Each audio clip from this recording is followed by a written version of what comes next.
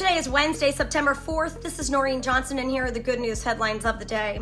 Republican presidential nominee Donald Trump said this week that he is open to having documents released on notorious child sex predator Jeffrey Epstein if he wins the election in November. Trump made the remarks during an interview with Lex Fridman while discussing the possibility of releasing documents on Epstein that have not yet seen the light of day. Trump said that Epstein conned a lot of people by being a, quote, good salesman. Trump also said he was a hale and hearty type of guy.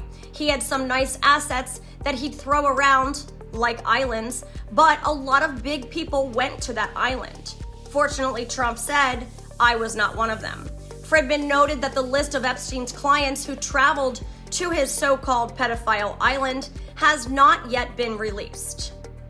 And then this, in vitro fertilization or IVF accounts for only 2% of all U.S. births, but that hasn't stopped it from becoming a major campaign issue, dividing some Republicans from their party's standard bearer, former President Trump, who recently indicated that he would push for federally funding the procedures if he is elected. But some Republicans and pro-life religious conservatives aren't fully on board with federally funded IVF procedures. Trump said also he'd subsidize the costly IVF treatments because he said we want more babies despite leaving abortion access up to the states. The Trump campaign did not directly respond to what constitutes a state issue versus a federal one when emailed last week.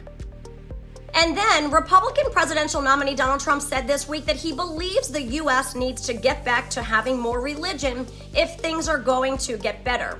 The former president made the remarks during a podcast interview with Lex Fridman that aired on Tuesday when asked if he was afraid of death, a question that comes just several weeks after a would-be assassin shot Trump in the ear at a political rally in Pennsylvania.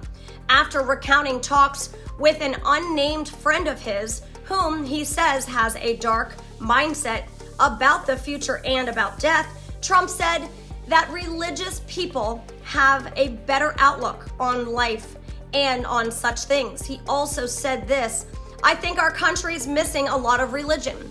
I think it really was a much better place with religion. I'd love to see us get back to religion, more religion in this country.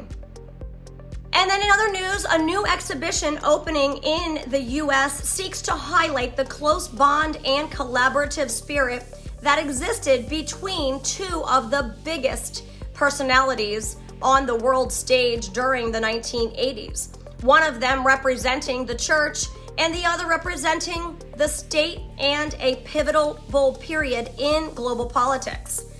Pope John Paul II and President Ronald Reagan. On July 31st, the Ronald Reagan Presidential Library in Simi Valley, California, opened its doors on the Pope and the President exhibition. Organized by the Ronald Reagan Presidential Foundation and Institute, the exhibit seeks to share the story of President Reagan and Pope John Paul II's collaboration, friendship, and legacies. It will also feature many items from throughout their relationship.